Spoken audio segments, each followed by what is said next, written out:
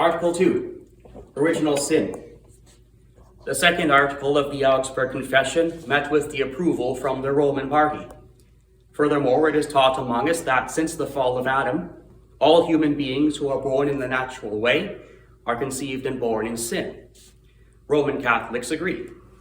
But the intent of the evangelicals is more than superficial agreement. We stake our honor and safety on truth. Truth is ugly. It is inconvenient.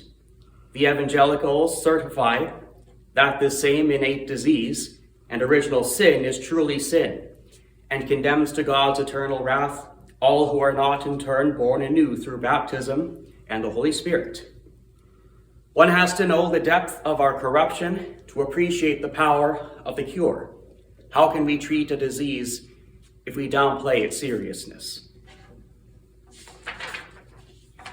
Blessed Martin Luther uses this analogy.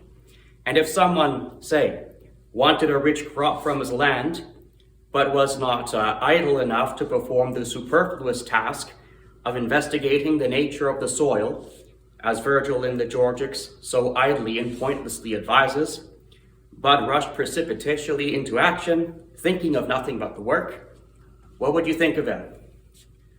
See, Luther is no anti-intellectual. Erasmus prides himself on being a humanist, someone who knows the classics. In response to Erasmus, Luther gladly cites the classics. Erasmus thinks original sin and what human powers can achieve without God is superfluous knowledge, idle and pointless, he says it is. No.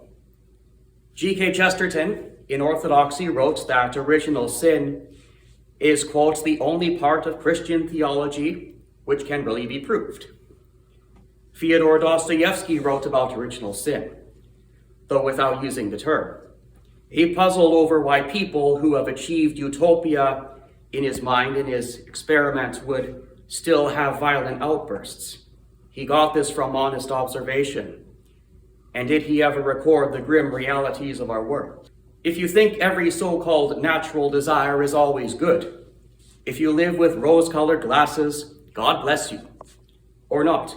Do you think you need it? For I know my transgressions and my sin is ever before me.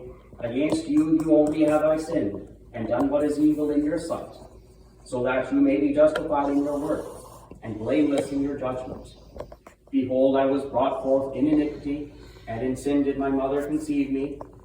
Behold, you delight in truth in the inward being, and you teach me wisdom in the secret heart.